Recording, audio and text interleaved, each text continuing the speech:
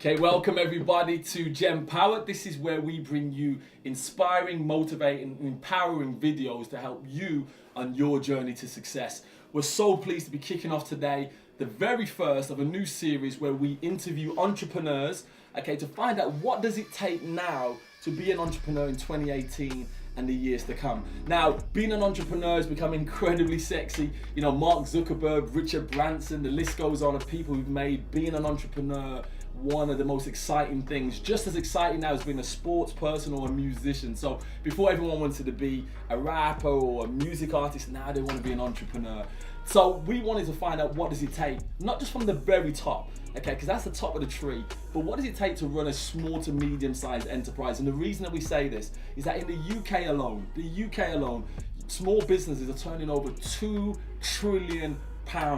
Okay, they take up almost 61% of the revenue that comes into the UK and are one of the highest employers in the UK. So we want to find out what does it take. Now, today I'm so pleased to be interviewing a good friend of mine, Gary from Keep On Scrolling, and he's going to tell us what it takes from his perspective to be an entrepreneur, to be a business owner, and he'll be leaving us some tips and nuggets for you to go away with to start your entrepreneurial journey. So let's get into this. So Gary, thank you so much. Thank you, Denzel. I know you're a busy man. You got a meeting straight after this, so yes, we're squeezing in and sliding into your time. So before we start, let's talk about a little bit about you, so we get a little bit of context about you and a little bit about your background. So tell us a little bit about you first of all. Yes, I think for me, I was always seeking, I was always searching, I was always, I guess, looking for answers, but at the same time I was always driven to want to make a difference. From the young age of like 13, doing my paper round in the morning, I'd be thinking about how I could make a difference. I could really feel the pain of people around me, the emotions, and I'd be thinking, when I'm older, how can I help you? How can I really make that difference? I've been thinking about this, and I'll be thinking at 13, 6 a.m, 6:30 in the morning, doing the paper and going, what can I do? What can I create? You know, and I was very much like this throughout the years, and you probably ask my mum and dad, I was probably extremely annoying at times. You know, all these ideas, and they're not quite sure what to do with them. Leaving school, I thought it'd be, you know, the route of personal training, you know, help people with the body and stuff. But throughout the years, you know, very much involved in personal development, which is absolutely key for an entrepreneur. Lots of reading, audio, workshops. Okay, so that's nugget number one that you're just giving us as a freebie. If you want to be an entrepreneur, you've got to have personal development. You've got to keep on growing. I think, Denzel, if you want to be a success in any area of life, study personal development is key. Wow, love that. Any area of life. Okay, we'll put that at the bottom of the screen. Okay, we like that. Nugget number one. Yes. So I think for me, you know, doing all of that and surrounding myself with people who were succeeding in the areas that I wanted to succeed. I also realised then I wanted to help people more so with the mind, more so than the body aspect. And I think pursuing them more of the personal development side led me to True Living, which I'd probably say was my first business launch. Oh, okay, fantastic. You know, serial entrepreneur. Okay, So well-being and personal development. We had the coaching, the workshops, the spa days. So was that something that you did straight coming out of school or out of college? Then did you set up straight away? Then True Living. My life journey, people will say, you know, I was very much Mr. True Living. As it was always in there. It was always within me. It was just how did I have something, who I am, or what I've learned over the years. How do I unpackage that and put it out there to the masses or to people? So you didn't have a career then? Did you go straight into business? Yeah. So from school. I had a number of roles. I was always testing out different roles, trying to find my fit in life, you could say. But one of the key ones, I'd say, was selling exercise equipment from the age of 16. Sales, yes. So I was at college doing sports science. Then I was selling exercise equipment, but then also working part-time in the leisure industry. Okay, so you were working and still working on your ideas as well. So they say a lot of entrepreneurs set up their businesses in their spare time. Absolutely. It got to a point there where I was working full-time in leisure, you know, between instructing lifeguard and then going into the management of leisure and then sales manager and sales training. But throughout those years, I was doing True Living alongside that, doing workshops, you know, various different things in relation to that, building the product and the program. But yes, it was very much early mornings, afternoons, evenings. Oh, okay. Well, obviously, if anyone's watching this video, they won't be able to ignore the branding that we've got in your office. The big squirrel. Okay, the big squirrel. Okay, so Keep On Scrolling is the main business. So was True Living something that you tried wasn't really your fit, or was your fit, or not really your fit, or did this come around? You think actually this is what I'm going to focus on now, and we'll go into it, because I know this is your main business now. Yes, great question. Yeah. I'd say Keep On Schooling is a subsidiary of True Living. Fantastic. It's a part of True Living. Oh, okay. True Living is my core. We'll come on to that in a moment. True Living is very much a holistic approach. It's how do you help somebody in all the key areas which affect the home or affect the relationship. Oh, okay. And I'm very much about that. The mission statement is to reduce the pain and stress in people's lives and make a difference for love. Brilliant. So we want to make a difference for love. So finances. Okay, well, how did this come about? Or how did So you talked about, obviously you wanted to make a difference. Yes. Okay, we've got to Keep On Squirreling. So tell us a little bit about Keep On Squirreling. Tell us about the business, what's it about, and things like that. Yeah, great question. So Keep On Squirreling is a financial education program. We teach people how to manage money. Fantastic. Now, we go into schools. Yeah. So we have a program for the schools, but then we also help the home with coaching as well in terms of money management. Okay, so it's an interesting thing. When you think about money or finances, you're thinking adults, but you started off at the grassroots levels. Why did you do that, and why did you want to start at that level? Okay, well, there's statistics out there, Denzel, which show that money habits are formed in primary school. Wow. So 7, 8, 9, 10, 11. Now, whether they've got those statistics from, they're looking at learned behaviour, what they see in their parents. They've done studies, but primary school. Yeah. Now, we want to make that difference when they're young. Now, also looking at facts, finances are in the top 5 for divorce. Wow. The top 5 for stress, and the top 10 for suicide. Wow. Right. So if you're not getting your money right, there's So huge consequences. We see it as if we can plant the seeds while the children are young, right? Maybe we can save a relationship or even a life when they're older. Now, we may never know this, right? But our job is to make that difference anyway. Yeah. So the facts are showing primary school, so we're in there. Fantastic. But we deliver money management, the financial education program, in such a way which is fun and engaging to the children. Yeah. We take complex and make it simple and fun. So it becomes memorable and sticky for the children. Oh, okay. Rather than, we're learning about money, math and different things like this. Well, it looks fun. So tell us about the character then. Obviously, we've got the vision of the character. Yes. So tell us about the character. Why the squirrel? What's the methodology behind him? Okay, so Keeps it a squirrel. The children love Keeps it, and we're introducing other characters very soon as well. But as we know, squirrels. When we go to do assemblies or we're doing lessons, we say to the children, what can we learn from squirrels? What do they do with their nuts? And the children put their hands up and different things like that. And they're saying, the winter, they put their nuts away for the winter. They save them, they keep them.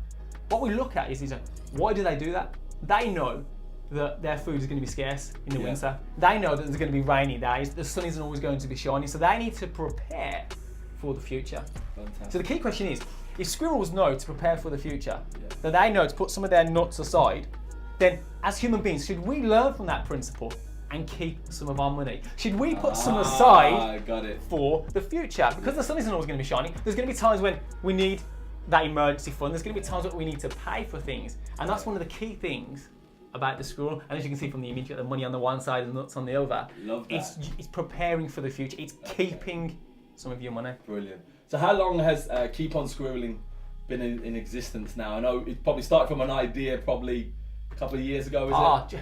I'm probably going to say, the thing about an entrepreneur, Denzel, is you hear things, you read things, and your ideas, they start flowing, and you go, can I create something from this? Can I make something from this? Can I turn it into a business?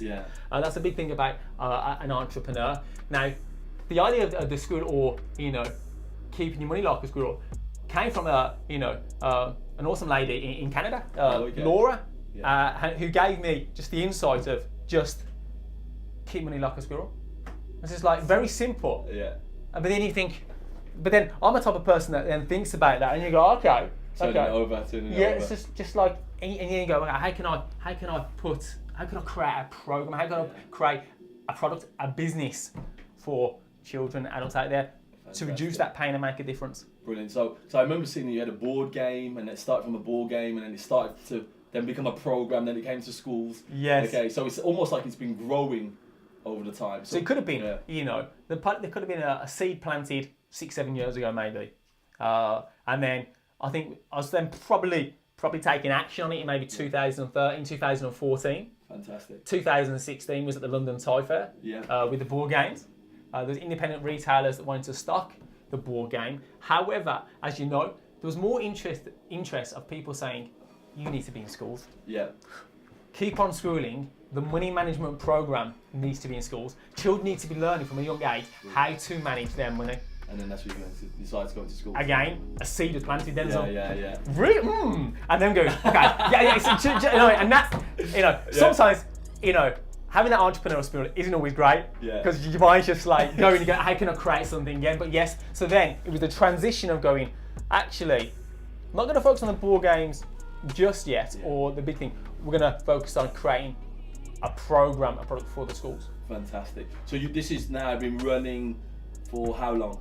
How long have you been running now for? It's been in the schools now the last year. Yeah, fantastic. The last year or so, and it is growing. Well the children are loving the program. The teachers love the program. The feedback is extremely positive. Really good. I think it's more than what they expected. So what's the vision now? So before we start talking about and giving people what we promised about what it takes to be an entrepreneur, just to close off this section, what's the vision for the business then? Because you've got to have a vision, haven't you? Absolutely. As an entrepreneur, yes. You talked about it quite a lot. You've got to have a vision. What's the vision? What's the big picture that you're trying to build for Keep On Scribbling? Well, briefly, we touched on the mission. We want to make a difference for the home. Yeah. Okay. We want to ensure that, if we can make a difference for love and keep relationships together, then we'll do that. We need to reach as many people as possible, as many children and homes as possible. So what our vision is to be the number one leading financial education program in the UK for children. Wow. The number one leading financial education. Watch this space. Yes. Watch this space, people. Okay, it's coming. Absolutely. But then, we're not stopping there as well. Yeah. We want schooling accounts in a major bank. So literally. Okay. Absolutely. Right. We do questionnaires at the start and at the end of the program, and we see the difference that our program is making in terms of children now keeping money in their money pots, opening bank accounts and different things. Yeah. But we want the children from a young age to opening bank accounts, but not any bank account. We're talking about schooling bank accounts. We're talking about bank accounts with Keepsy. We're talking about bank accounts where children go, I know Keepsy. Yeah. I want to open that bank account. Excellent. Okay, so I can see you're passionate. I can see you're excited. We love the vision. Okay, and I think that's an important thing. So what's the best thing then about being a business owner and the best thing about being an entrepreneur? What would you say is the best thing that you love about being an entrepreneur? Okay. I want to look at, there's two parts to this question really. There's the best thing and there's a thing where it's almost like a necessity for, I guess, where I am in my life. Yeah. One of the key things is it gives me the time, the opportunity to support my family. My sisters with my nieces and my nephew. It gives me that opportunity to support family. My family are very close. Yeah. But at the time, there has been challenges over the years and there's been support needed. It gives me that time to support my family. Okay, so one of the reasons you became an entrepreneur then wasn't just for business, but also the flexibility to work the hours that you wanted to work, whether that be late mornings, split shifts, or whatever. Absolutely. Okay. So, if there's people out there listening and you've got challenges with family and you really want to support more and you can't do certain things, but you've got something about you that has a creative spirit, then create something. Move towards, even if you have to do it alongside your role. Because if you can get that time and that flexibility to help your family out more so, it makes such a difference. Brilliant. But then it also, I'm often thinking about my ideal lifestyle, Denzel, and how I'd like my ideal lifestyle to be with my wife and my children and the time I'd want to be there for them. So I know my ideal day, week, month and year. Being an entrepreneur, right, and having that vision of the ideals gives you a compelling future. Oh, okay, so to answer that question then, that is, it gives you flexibility. Absolutely. Okay. Gives you time, gives you flexibility. Brilliant. So on the flip side of that then, the next question then would be, what's the worst thing? So you got the good parts. Okay, let's be real honest now. Okay, can't all be good. No. Okay, what is the worst thing about being a business owner? It's tough. Entrepreneur? It's tough. Okay, we'll put that word. We'll make sure we put it on there. Okay, so it's tough. It's tough being an entrepreneur. Yeah, it's tough. At times it can be all-consuming. Again, it comes down to knowing yourself, and I'm going to mention this now. Understanding self-awareness is key. What are your strengths? What are your qualities? What do you know about yourself? What are your weaknesses? It is absolute key. Excellent. And sometimes it can be all consuming in terms of you can be dreaming. Like me, sometimes I can be dreaming about squirrels. Do you know what I mean? I wake up and oh my gosh. Do you know what I mean? You can be thinking about your business a lot, and sometimes you have to manage that. Yeah. Because again, if you want it to be in harmony with family life, then you need to be able to shut off. Oh, okay. Fantastic. So we've got the good, we've got the bad. Okay. Now, what do you believe then? And you know, there's no right or wrong answer to this. But what do you believe it takes to be successful in business? Because you just said it's tough. Yeah. Okay. The good side is that you've got flexibility. You can have that, but it is tough. It can be all-consuming. Okay. But what do you think that it takes, from your perspective, to be successful in business? This isn't number one, just generally. Yeah, just generally. Yeah, it doesn't have to be, Successful. And you don't have to just have one thing, but you know. Okay. What do you think First of all, you need to know yourself, because not everybody is designed to be a business owner, a director, an entrepreneur. You may be the number 2, the number 3. You may happily be a person that likes being employed. So first of all, you need to know, where do you fit in the career world? Where do you fit? You need to know that. What are your strengths? What are your weaknesses? Then if you have got an entrepreneurial spirit, you are good at creating business things. You are going to have weaknesses. It's key that you can learn to leverage. That you can outsource. That you can build a team. Okay. Because that will make it so much easier and also more enjoyable along the journey. Because I'm not very technical or admin driven, so I have help from the team who can assist with that. But that's key. So know yourself, then you'll be able to leverage. Because I think you made a really good point. I think a lot of people think becoming an entrepreneur is being a one-man band, and that's not where you really want to be, because that's just almost like a self-employed job. What you want to do is build a team, okay, that creates a business, and that's what we're talking about. So one of your key things now is building a team. Absolutely. It's very much, it's about getting to a place where you have systems in place. Where we talk about, if you break your leg or you're out of action, does the business fall down? Does it crumble, or does it continue? Is there that flow of cash flow that comes because of it? But what I would also say as well is, in coming to knowing yourself, is when are you most creative? When are you most productive? You need to know these.